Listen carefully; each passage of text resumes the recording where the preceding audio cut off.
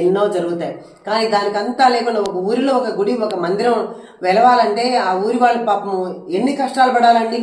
ఆ స్థలం ఇచ్చేవాళ్ళు ఒకరైతే, దాని డబ్బులు సేకరించి ఇచ్చేవాళ్ళు ఒకరైతే, విగ్రహం ఇచ్చేవాళ్ళు ఒకరైతే, ప్రతి ఒక్కరు చేయి వేస్తేనే ఆ మందిరం అంతా నిర్మాణం పూర్తవుతుంది తప్ప అది ఒకరి చేత్తో కాదు. మరి వాళ్ళు ఆ గుడి కట్టినప్పుడు ఎన్ని అవమానాలు వస్తాయి, అనుమానాలు వస్తాయి, ఎన్నైనా సరే తప్పదండి. మంచి పని కోసం తప్పదు.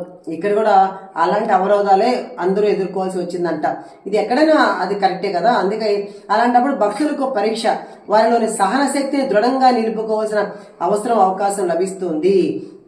చందాలకై వెళ్ళినప్పుడు స్వామి భక్తులని వారు ఎంతో సంతోషంతో శక్తి మేరకు చందాలిచ్చారు.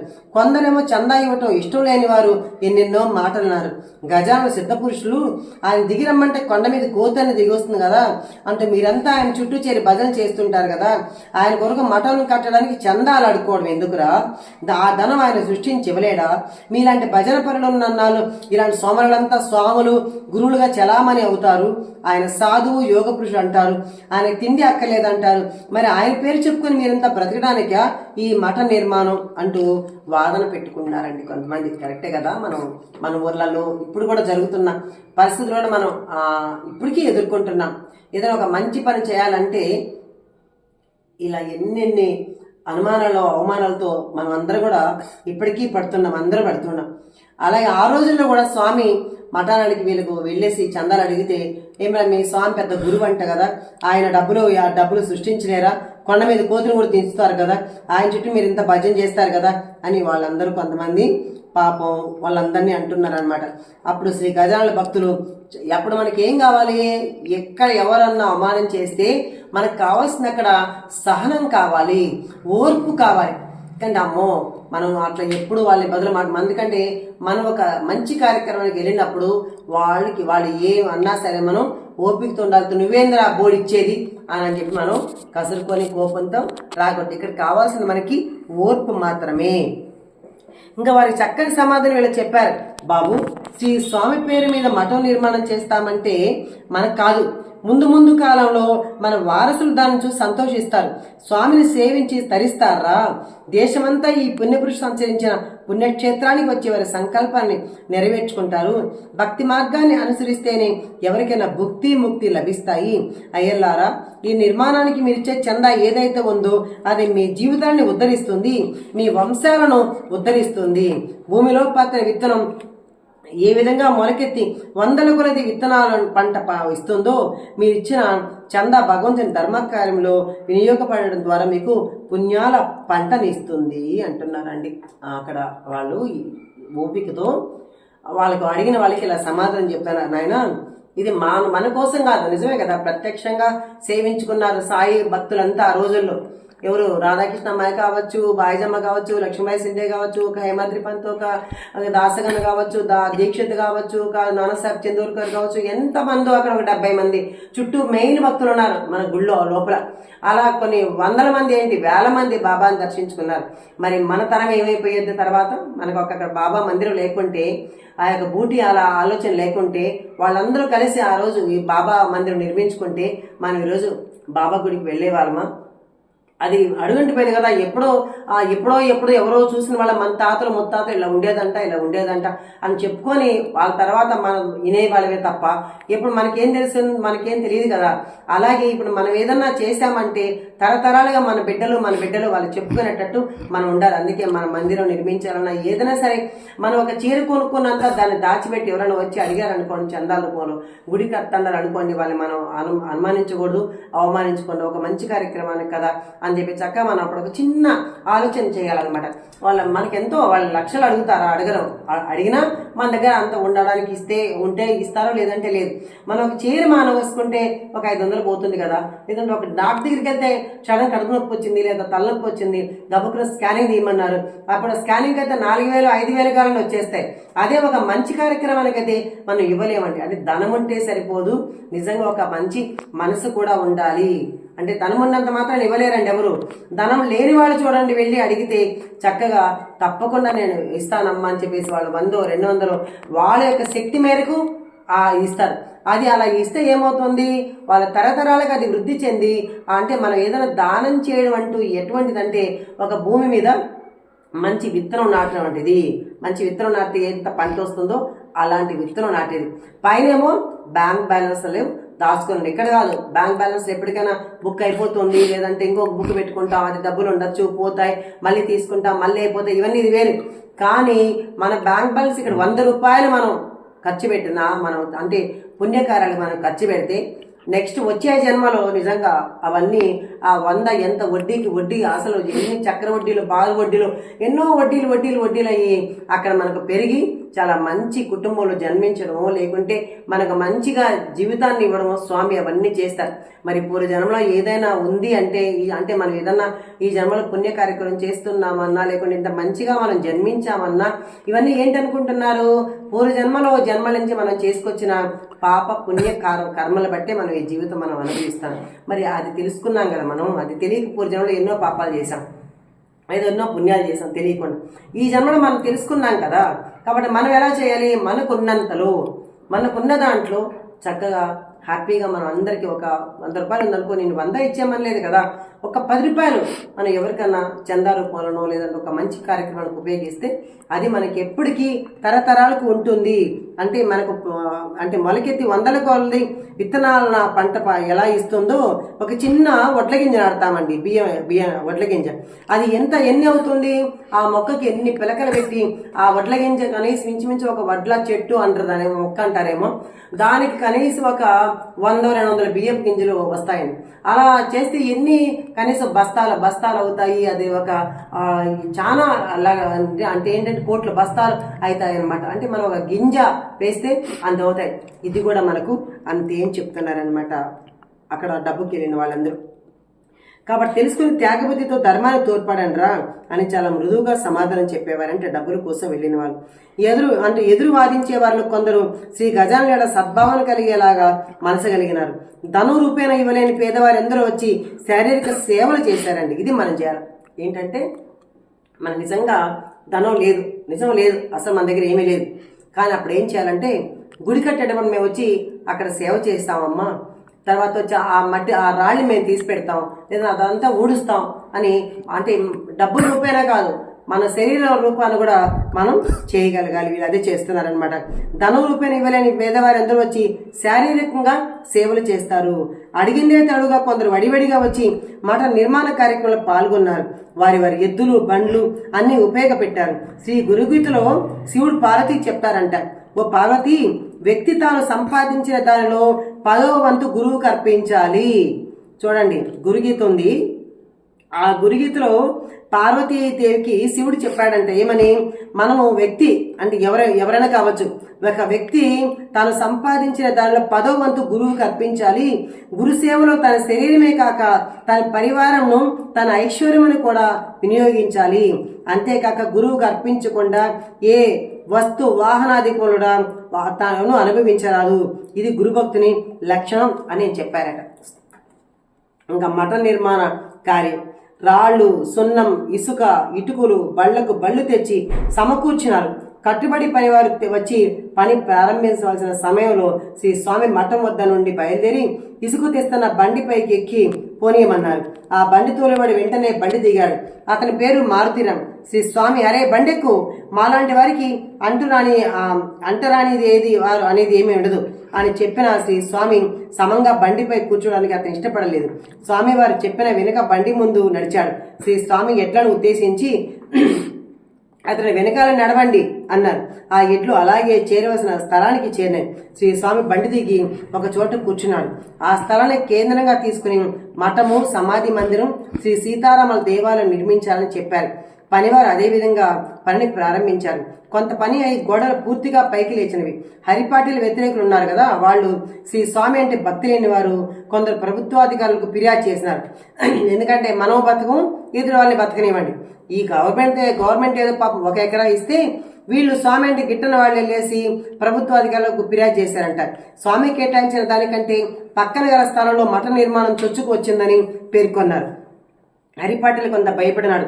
ప్రభుత్వాధికారులు మొదట జరినామా విధించి ఆ కట్టడాలను తొలగించమని ఆజ్ఞలు జారీ చేశాడు. శ్రీ స్వామి హరిపాటిల్తో ఏమీ భయపడవద్దు, జరినామా తప్పబడుతుంది, ప్రభుత్వాధికారులు స్వయంగా వచ్చి తనిఖీ చేయమని కాగితం పంపండి అన్నారు. భక్తులంతా స్వామి చెప్పినట్లే అధికారులను రమ్మని కోరుతూ దరఖాస్తు పంపుకున్నారు. తనిఖీ కొరకు వచ్చిన అధికారితో మన విషయమంతా జరిగినట్టు చెప్పుకున్నారు. అసలు మేము 2 ఎకరాలు కోరి ఉన్నాము, కానీ 1 ఎకరం స్థలం మాత్రమే ఇచ్చినారు.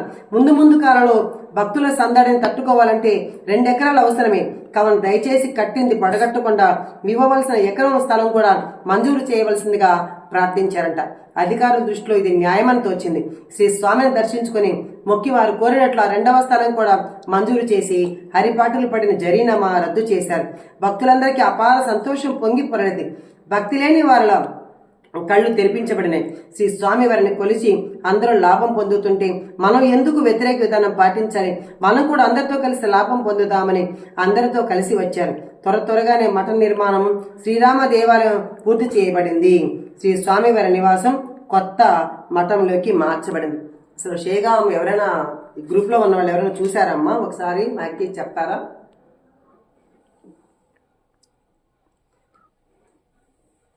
షేగాం సరే, అసలు ఎంత బాగుంటుందంటే అక్కడ మీరు వెతికితే ఒక చిన్న చెత్త మొక్క కూడా దొరకదండి. అంత నీట్గా ఉంటుంది అనమాట. చాలా పెద్ద సంస్థానం అండి అది. చాలా చాలా బాగుంటుంది, అద్భుతంగా ఉంటుంది అనమాట. ఎవరైనా ఈసారి షేగాం దర్శించుకోండి. అంటే కరంజా దగ్గర అవన్నీ కాబట్టి షేగాం కూడా దర్శించుకోండి. చాలా చాలా బాగుంటుంది అనమాట. పెద్ద ఎన్ని ఎకరాల్లోనండి. అప్పుడు 2 ఎకరాలు ఇచ్చారు స్వామికి ప్రభుత్వం. తర్వాత చాలా ఎకరాల్లో స్థలం ఉందండి. అంత బాగుందనమాట. సరే, ఇంకా కుష్ఠరోగి గంగాభారతికి నివారణ. ఒకనాడు ఒక కుష్ఠరోగి స్వామి దర్శనార్థం వచ్చాడు. అతని పేరు గంగాభారతి గోస్వామి అతడంట. అతడు ఎంతో సాధు స్వభావం. ఈ జన్మను బుద్ధి తెలిసినప్పటి నుండి భగవన్నామం పాడుకుంటూ యాచన తెచ్చిన ద్రవ్యము, బియ్యము, సామాగ్రి సంసారానికి వినియోగించేవాడంట ఒక కుష్ఠరోగి. కానీ ఎవరికి ఏ అపకారం చేయలేదు. కానీ పూర్వజన్మలో చేసిన ఏ పాప ఫలమో ఆ కుష్ఠరోగం అతన్ని వేధిస్తుంది.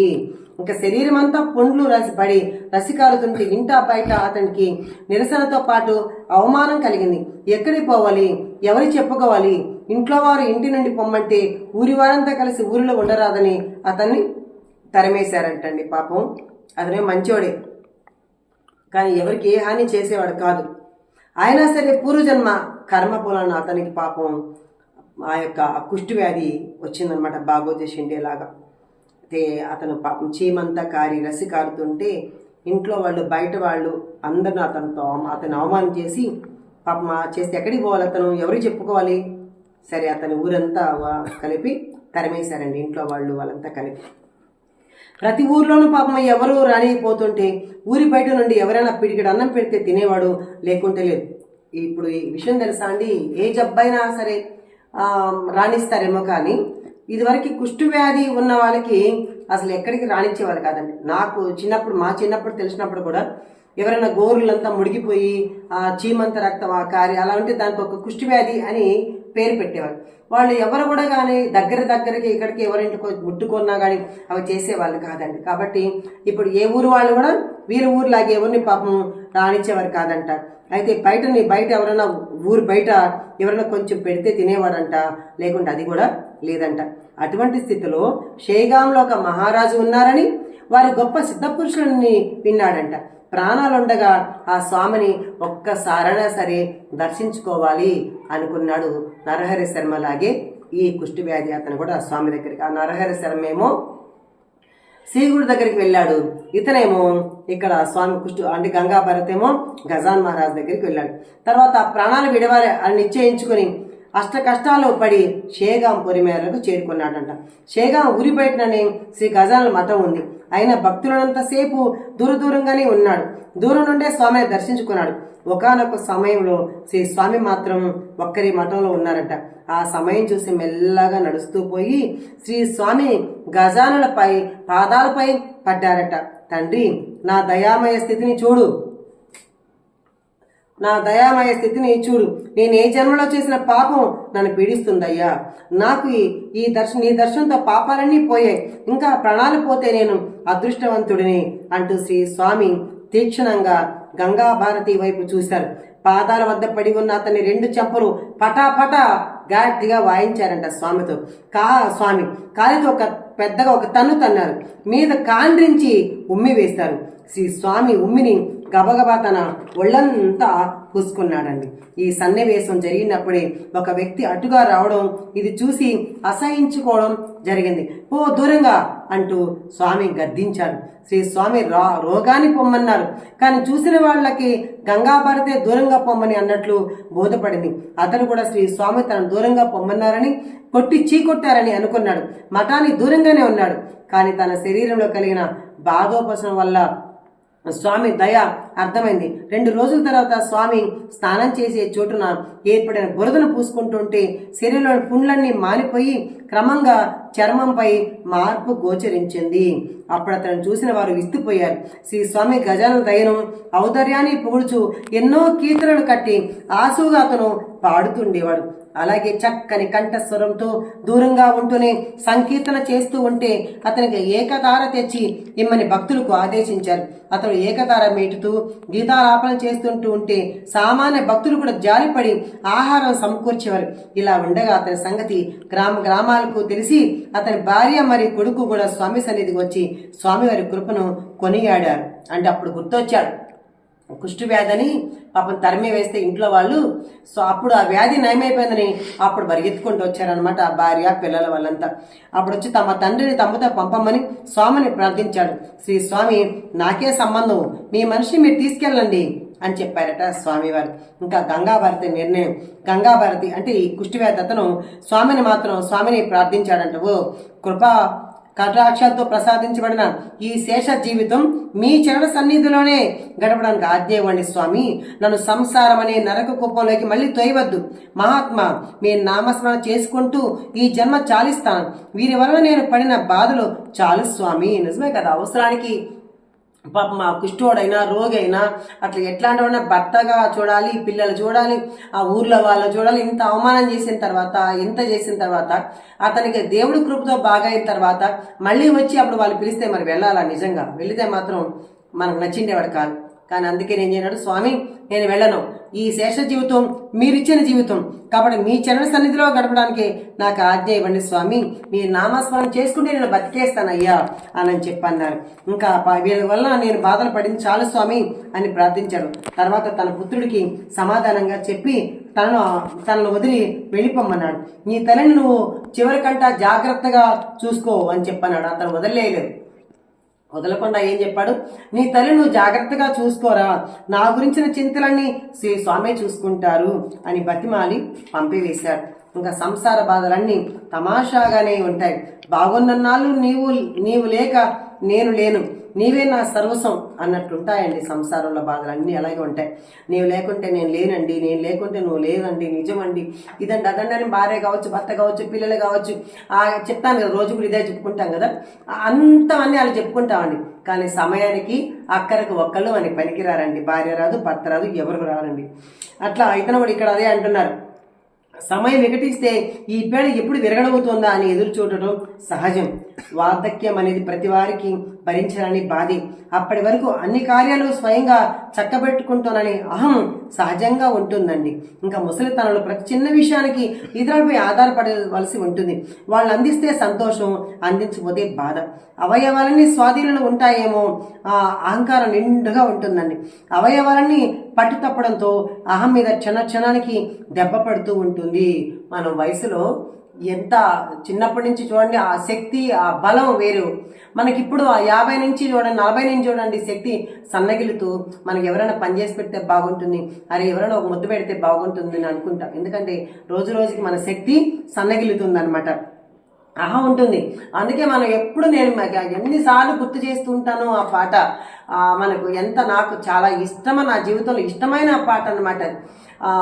అంటే మనం అహం అనేది మనకు ఎలా ఉంటుందంటే కన్ను మిన్ను కానరాదు. వయసులో ఉన్నప్పుడు వాడెంత వీడెంత వీడెంత అంటూ ఎగిరాను సాయి, ఆమెంతో చేస్తుందో చూశాను సాయి, ధనముంటే చాలంటూ మురిసాను సాయి, ధనముంటే చాలంటూ మురిసాను సాయి, కామార్థములే బ్రతుకంటూ కులికాను సాయి, నన్ను కన్నా నా తండ్రి ఓ సాయి రామ, నాలో నా కొలువైన ఓ ఆత్మరామ.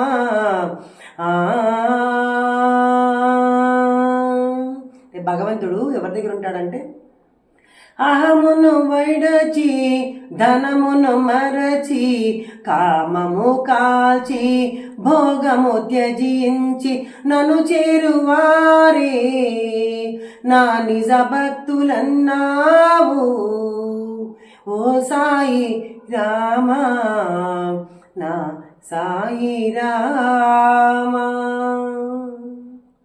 అందుకే మన ముసలి వాళ్ళని చూస్తే గౌరవించాలి, గొప్పగా చూడాలి.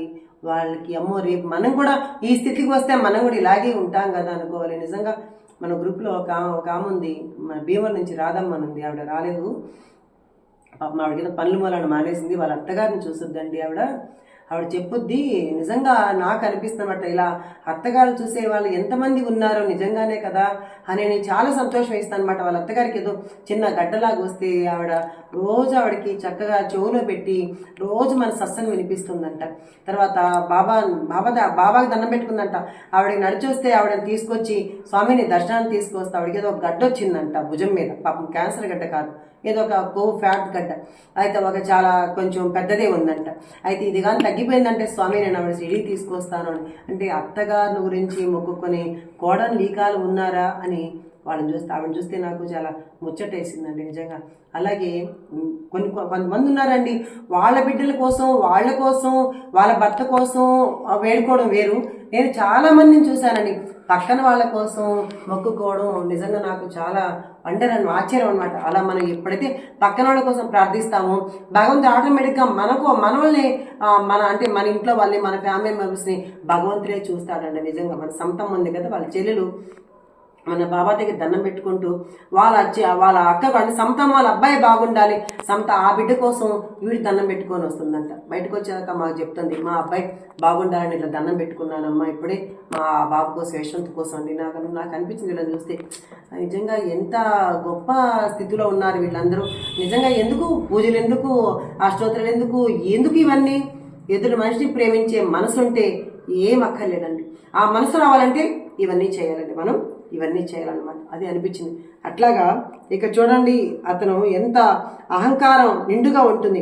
అవయవాలని పట్టు తప్పడంతో అప్పుడు మనకు అహం మీద క్షణానికి దెబ్బ పడుతుంది. అప్పుడు అనుకుంటా, నేను అప్పుడు ఇలా ఉంటే బాగుండేది కదా, ఇలా మా వాళ్ళని ఇలా చూసుకుంటే బాగుండేది కదా, మా చెల్లిని ఇలా బాగా చూసుకుంటే బాగుండేది కదా, మా అత్తతో ఇలా ఉంటే బాగుండేది కదా, మా నాన్నతో ఇలా ఉంటే బాగుండేది కదా. ఎప్పుడు మనకు అహం అనేది చస్తూ ఉంటుంది. మన శరీరంలో మెల్లమెల్లగా ఒక్కొక్క అవయవమే కంటి కనపడకుండా పళ్ళు పాపం ఊడిపోతూ, తలంతా జుట్టు మెరిసిపోతూ, ఇలా మనకి శరీరంలో ప్రతి అవయవం దెబ్బతింటూ ఉంటుందో అప్పుడు మనకు అహం చావడానికి సిద్ధంగా ఉంటుంది కదా. అప్పుడు కూడా కొంతమంది చావదండి, అప్పుడు కూడా 100 ఏళ్ళ వాళ్ళు కూడా నువ్వేం నా చెప్పేది అంటారు. అహం అనేది అప్పుడు కూడా చచ్చిపోతుంది. అంటే చింత చచ్చిన పులుపు చావదంటారు చూడండి, అలాగుంటుంది. కానీ మనం ముందుది జ్ఞాపకం తెచ్చుకొని వెనకటి జీవితం గుర్తుపెట్టుకొని మనమంతా ఎలా ప్రవర్తించాం, అప్పుడు అలా ప్రవర్తించబట్టే కదా మనం ఇలా ఉన్నాం. ఈరోజు మనం పైకి నీళ్ళు గ్లాస్ ముంచుకునే పరిస్థితిలో లేకుండా కూడా ఏదో పలాని వేరే వాళ్ళ సహాయంతో మనం ఉంటున్నామే అని మనం ఒకసారి మన జీవితాన్ని కానీ గుర్తు తెచ్చుకుంటే మనం భయభక్తులతో ఉండి తీరుతామండి. అదే చెప్తున్నారు ఇక్కడ. అహం అనే దానికి పరిణామ సిద్ధాంతం వర్తించదు, అనగా దానికి ముసలితనం ఉండదు. అందుకనే మహాత్ములు అహమునే భగవంతునికి అర్పణ చేస్తే నింద, స్తుతి, నమస్కారాన్ని భగవంతునికి అనే భావన కలిగించుకుంటే వ్యక్తి బాధను దూరం చేసుకుంటాడు. బాధల నుండి విముక్తికి అన్య మార్గం లేనే లేదు. అహంభావం వదులుకోవడం మాత్రమే ఆనందానికి దగ్గర దారి అని చెప్తారండి. మనం అహాన్ని వదిలేసుకుంటే మనకు ఇంకా ఏమి ఉండదండి. మన మోక్షానికి మార్గమైన ఏదైనా సరే మనలో ఉన్న మనం అది కావాలనుకుంటే అహాన్ని వదిలేయాలి. రోజు కూడా మనం ప్రతిరోజు ఏందమ్మా చెప్పిందే చెప్తావు అని అనుకుంటారేమో. ఎప్పుడైతే మనకు అది తగ్గుముఖం పడుతుందో మనకు నిజానికి మనకు అన్నీ మంచి జరుగుతాయండి. మనకు అబ్బాయి నన్ను అన్నారా అంటే పోన్లే, నన్ను కాదు కదా, ప్రతిదీ మన కోపం మోహం అన్ని తగ్గించేసుకున్నాం అనుకో భగవంతుడు మన దగ్గరే ఉంటాడండి, ఎక్కడికి వెళ్ళరు. అంటే భగవంతుడు అంటేనే ధర్మం సత్యం ఇవే కదా. లేనేటివే భగవంతుడికి అవి. భగవంతుడికి అహం ఉందా? భగవంతుడి మోహం ఉందా? భగవంతుడి కామ క్రోధ మదం ఆశ్చర్యాలు ఉన్నాయా? లేవు కదా. అందుకే ఆయన దేవుడు అయ్యాడు. మరి మనలో అన్ని మొత్తం అన్ని చచ్చిపోయేదాకా కూడా కానీ అవి పోవంటండి. పైగా మన ఎముకలు పుల్లలు అయిపోయినా సరే, మన గూడైపోయినా సరే మనకి అహం అనేది చావదు. దాన్ని వదులుగొట్టుకొని మన కోపాన్ని త్యజించి మన ధనాన్ని మర్చిపోయి మన భగవంతునికి దగ్గర కావాలి. సద్గురు సాయినాథ్ మహారాజ్కి జై మా జై జై జై.